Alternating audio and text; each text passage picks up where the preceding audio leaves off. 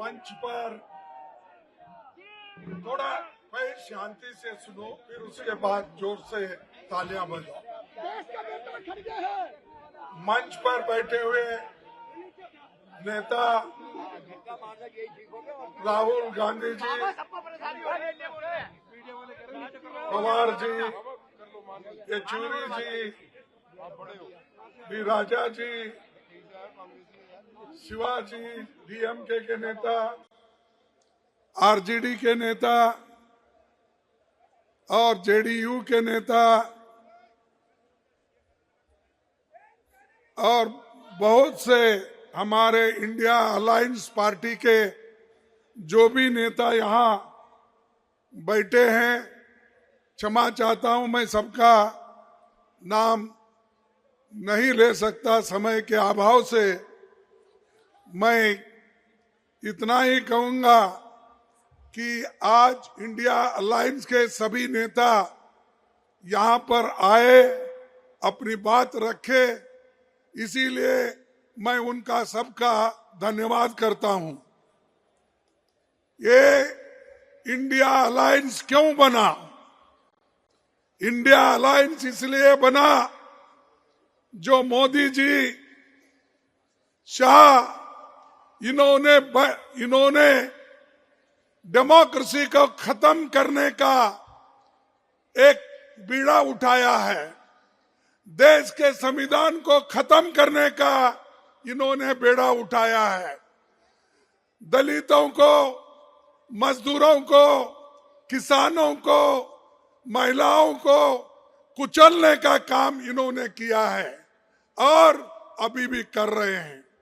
इस देश के डेमोक्रेसी को खत्म करने के लिए ही 146 एमपीज को इन्होंने बाहर निकाला।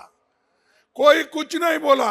हमारे राम गोपाल यादव जी यहाँ नहीं है, उन्होंने बहुत दूर बैठे थे।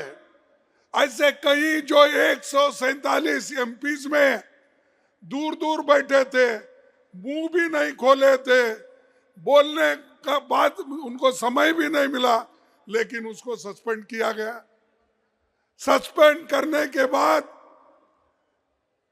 हमने बाहर सभी मिलके गांधी स्टैचू के पास सत्याग्रह किया, धरना किया। तब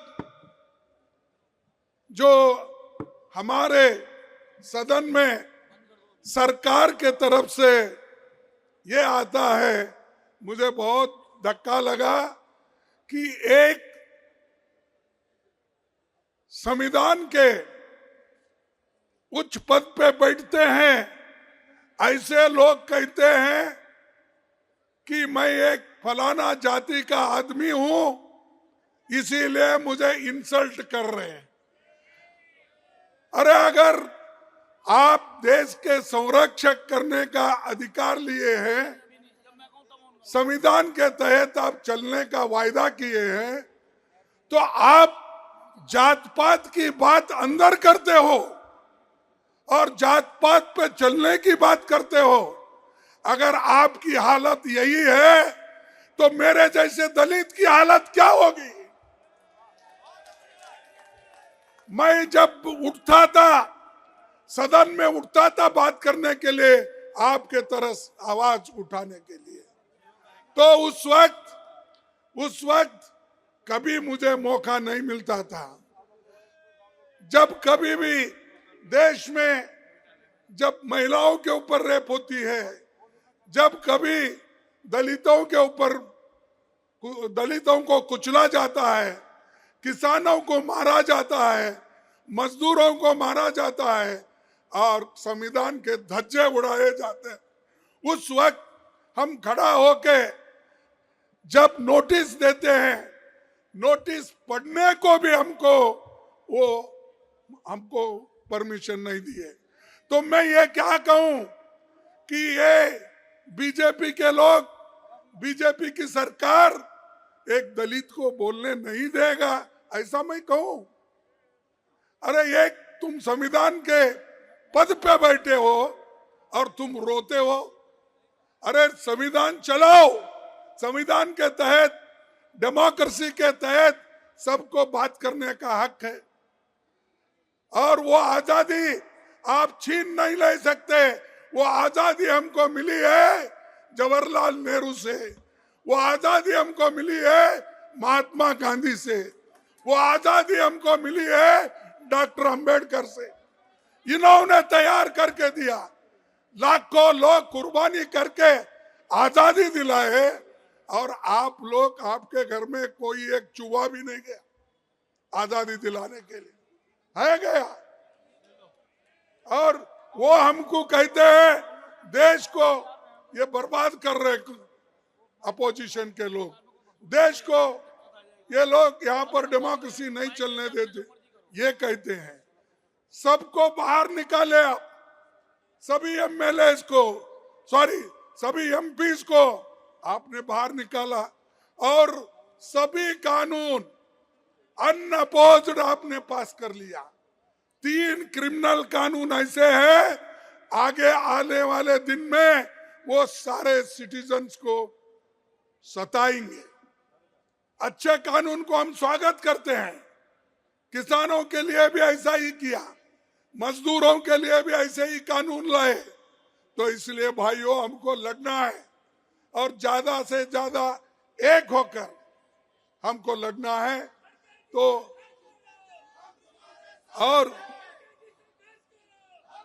और आज मोदी जी हर एक को दबा रहे, हमारे कार्यकर्ताओं को जहां कहीं इलेक्शन आता है उनको ईडी का डर, सीबीआई का डर, इनकम टैक्स का डर। अरे कितने डराते हो? अरे ये अपोजिशन पार्टी कांग्रेस ये डरने वाली नहीं है, झुकने वाली नहीं है। अगर आप कितनी भी कोशिश करो, आप मोदी साहब आप कितनी भी कोशिश करो हमको मिट्टी में दबाने की, हम बीज है, बार बार उठने की आदत है हमको। हम तो तुम दबाने की कोशिश करते हो तो हम उठते हैं और देश को बचाने के लिए, संविधान को बचाने के लिए, लोकतंत्र को बचाने के लिए हम सब एक होकर लड़ रहे हैं। मुझे खुशी है कि सारे अपोजिशन के नेता एक हो गए हैं। अब जब सब लोग एक होते हैं तब अकेला मोदी कुछ नहीं कर सकता। और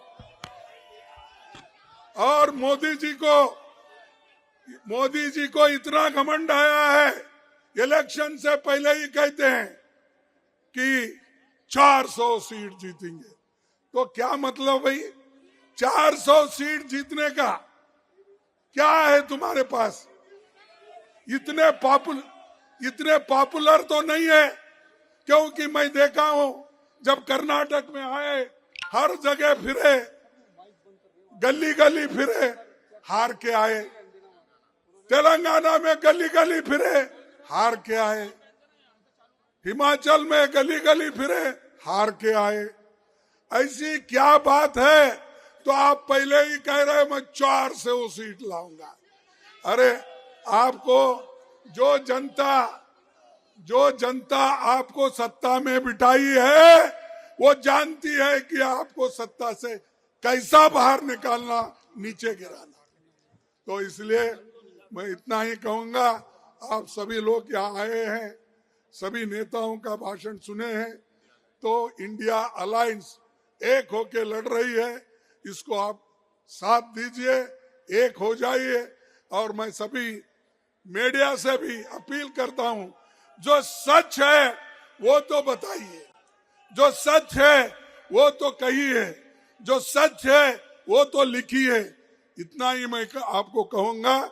और आप सभी को, युवाओं को, और जो ये अनएम्प्लॉयमेंट का प्रॉब्लम है जैसा राहुल जी ने कहा, और इन्फ्लेशन का कीमतें बढ़ रही है, इसके बारे में हमको ज्यादा सोचना है।